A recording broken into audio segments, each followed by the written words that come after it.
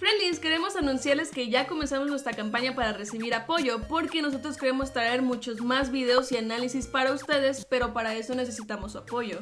Si está en tus posibilidades, puedes apoyarnos monetariamente o subtitulando alguno de nuestros análisis, y a cambio recibirás una pequeña recompensa como ver reacciones y gameplay sin cortes. Si no puedes apoyarnos con la campaña, pero aún así quieres ayudar, nos ayuda muchísimo si compartes nuestros videos, si desactivas adblocks, si das like y comentas. Todo eso es totalmente gratis y no te toma mucho hacerlo. En la descripción les dejamos un link a un documento donde damos más información. A continuación les hablaremos sobre análisis, teorías, especulaciones y curiosidades del episodio Sandboy de Miraculous Ladybug. ¡Disfrútenlo! ¡Ya llegamos! Y esto es... ¡Al Freli! El título en francés de este capítulo es Le Marchand de Sable, que literalmente se traduce como el comerciante de arena, y así es como en francés se le llama al Sandman, un personaje mitológico que visita cada noche a las personas mientras duermen para esparcirles arena mágica en los ojos, y que así puedan tener sueños, y al despertar, esta arena queda en forma de lagaña. Al inicio, Marinette está viendo un programa de televisión que está mostrando memes de Chat Noir, lo que nos revela que en el universo de Miraculous existen los memes, aunque dudo que sean tan buenos como los memes que hacemos aquí en Latinoamérica.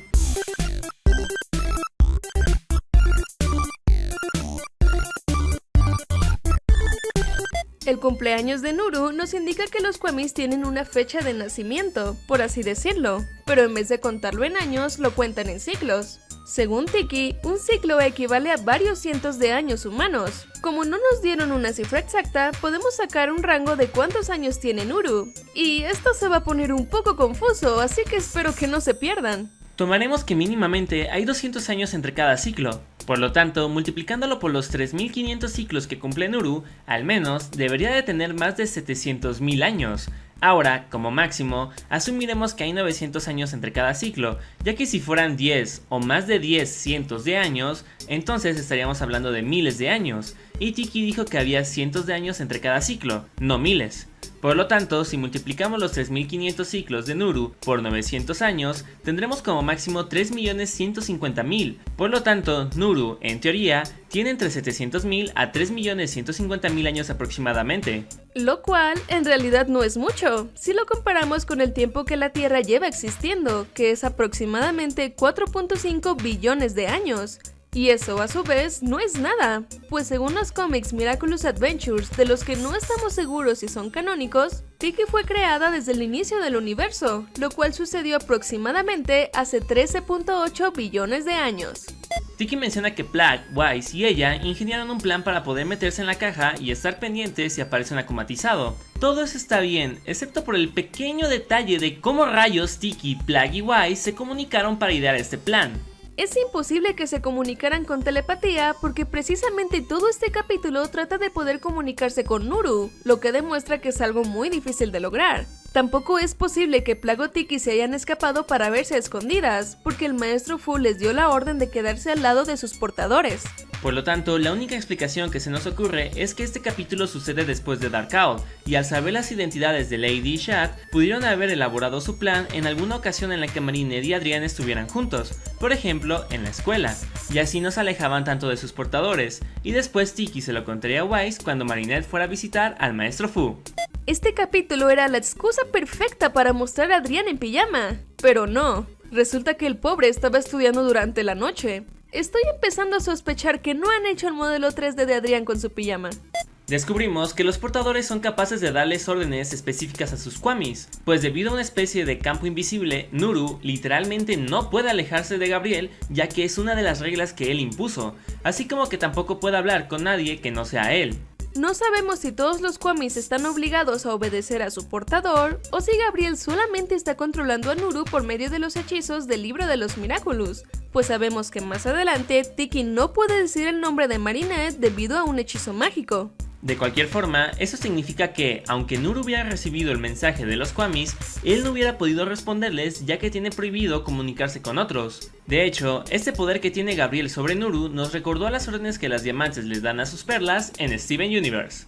Ahora que sabemos que los Kwamis pueden ser obligados a obedecer a humanos, se nos hace interesante que Tiki y Plagg no estuvieran limitados, al igual que Nuru, de alejarse de sus portadores, ya que el maestro Fu se los ordenó.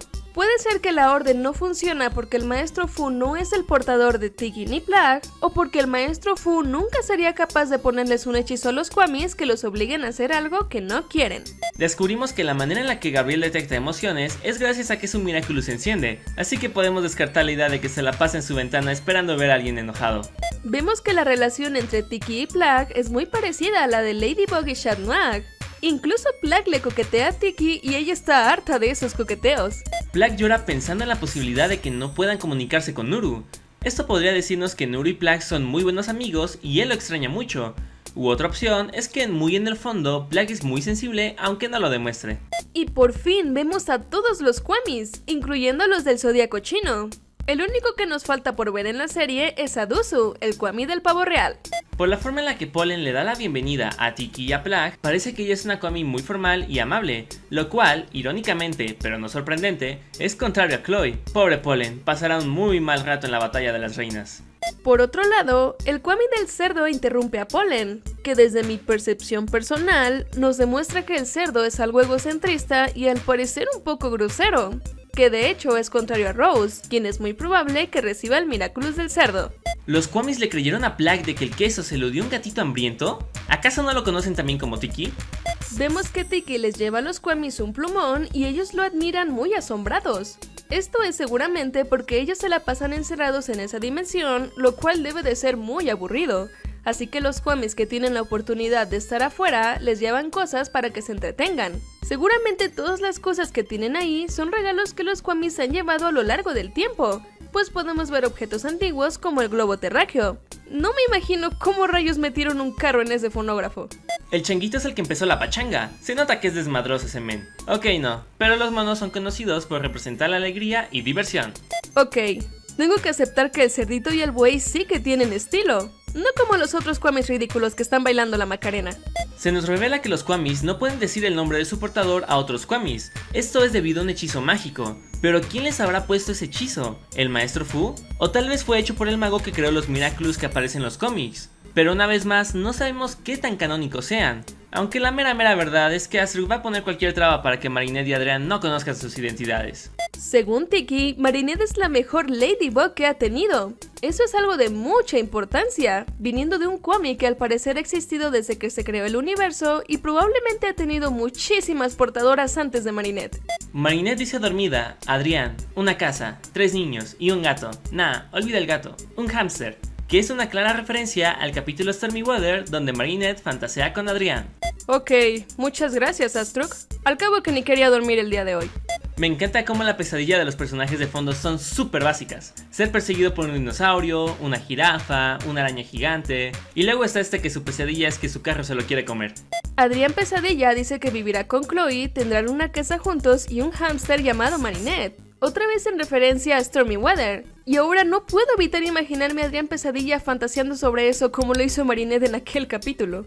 Vemos que Marinette no puede transformarse si no está cerca de Tiki, así que se descarta la teoría de que si Marinette pedía transformarse, no importa dónde estuviera, Tiki sería jalada al Miraculous para transformarla, como Plagg fue jalado contra su voluntad en Stormy Weather. Tal vez no funcionó con Tiki porque se encontraba dentro de la dimensión de la caja, pero personalmente creemos que no puede transformarse si Tiki no escucha a Marinette. Algo que se nos hace bastante interesante es que Sass es el único de los Kwamis del Zodíaco Chino que obtuvo más protagonismo. Fue el único del que supimos su nombre y parece que era el líder de los Kwamis, no solo de los del Zodíaco, sino también de Trix y Pollen, pues él habló por todos cuando la hora había llegado para contactar a Nuru. Esto nos dice a nosotros que este cómic jugará un papel importante en el futuro. Considerando esto, ¿quién crees que pudiera llegar a ser su futuro portador? Y continuando con las pesadillas de los parisinos, están ser perseguidos por una pantera, un cocodrilo y por botes de basura carnívoros. Sass se refiere a Duzu como Peafowl. En inglés, esta palabra hace referencia a la especie de este animal. El masculino es conocido como peacock y el femenino como peahen. Por lo tanto, no podemos saber si Duzu sería masculino o femenino, aunque físicamente parece un pavo real masculino. Pero en realidad, todo esto no importa, porque como dijo Winnie en Twitter, los Kwamis no tienen género. El maestro Fu estaba leyendo un libro titulado La Méditation pour les Zéros, que parece ser una referencia al libro Exercices de Méditation de Plein Conscience pour les Nuls, o en español, Ejercicios de Meditación de Atención Plena para Tontos. Ya saben, de esos libros para tontos. Gracias a Luis Rivero que nos etiquetó en la publicación de M Ladybug Spain quienes descubrieron esta referencia. Vemos que el maestro Fu sigue sufriendo por haber perdido los Miraculous y por la muerte de sus compañeros guardianes. Obviamente el maestro Fu no lo hizo de forma intencional, fue un accidente. Aunque ya nos gustaría saber exactamente qué fue lo que hizo Fu que causó que se destruyera el templo de los Miraculous. Here's Adrian. No pudimos ser los únicos que cachamos esa referencia de Shining, ¿verdad? Se muestra que si los Kwamis intentan contactar a otro Kwami mientras su portador está transformado, entonces contactan con su portador y no con el Kwami, como sucedió con Hawkmoth. Además, esto les permite hablar con él y localizarlo. Hawkmoth ha sido capaz de detectar la presencia de los Kwamis cerca del lado derecho del río Sena. Investigando un rato, encontramos que el lado derecho es donde está el Museo del Louvre, la Plaza de la Concordia y Plaza de Trocadero. Del lado izquierdo está la Torre Eiffel. Tiki reconoce a Adrián como el portador de Plague, por lo que este capítulo tuvo que suceder después de Dark Owl. Parece que Plague puede sacar burbujas de forma intencional. Esto nos indica que todos los Kwamis pueden hacer burbujas cuando quieran y no solamente aparecen cuando el hechizo les impide decir el nombre de sus portadores. Plague conoce bastante bien a Adrián, pues inmediatamente se da cuenta de que él no es el original debido a su forma de actuar. Si Sandboy se hubiera puesto listo, hubiera perseguido sigilosamente a Plague para ver quién es su dueño, como se lo sugirió Hawkmoth, y el fandom hubiera estallado cuando Gabriel descubriera que su hijo es Chat Noir. Sí, como si estas cosas pasaran. Sandboy intenta atacar a Plague para mostrar su peor pesadilla, dando a entender que los Kwamis son susceptibles a este tipo de ataques. Por lo tanto, ¿será posible akumatizarlos? Parece que Lucky Charm se puede interrumpir si un villano ataca a Ladybug, aunque probablemente este Lucky Charm no se completó porque el ataque de Sandboy le quitó los poderes a Lady. Además, parece que esta es la primera vez que derrotan a un villano sin usar el Lucky Charm. La espada de la Ladybug pesadilla no es la misma espada que sacó Antibug, pero sí que es muy parecida. Ladybug hace el Miraculous Ladybug con una pieza de Lucky Charm de la otra Ladybug, por lo que nos dan a entender que la Ladybug pesadilla tiene los mismos poderes que la Ladybug que conocemos, por lo que probablemente Ladybug pesadilla también podría desakumatizar a la Kuma. Creo que dije mucho Ladybug. Este niño se akumatizó porque tuvo una pesadilla. En pocas palabras, en el mundo de Miraculous Ladybug no puedes tener pesadillas o Hawkmoth te akumatizará. Creo que pasó desapercibido, pero en este capítulo Marinette conoce a Plague. Qué bonito es ver que Plague demuestra más sus sentimientos a Adrián. Según Plague, Adrián es el mejor Chat Noir que ha tenido. Eso es algo de mucha importancia, viniendo de un Kwami que al parecer ha vivido tantos años. Espera, siento que esto ya pasó. Y por último, Hawkmoth menciona que va a conseguir todos los Miraculous aunque tenga que pelear contra un ejército de superhéroes. Una clara referencia al próximo especial, el Día de los Héroes. Estas fueron nuestras teorías, análisis y especulaciones de Sandboy. Muchas gracias por ver este video, y si les gustó los invitamos a que se suscriban y también les dejamos otros análisis que les pudieran interesar. ¡Adiós!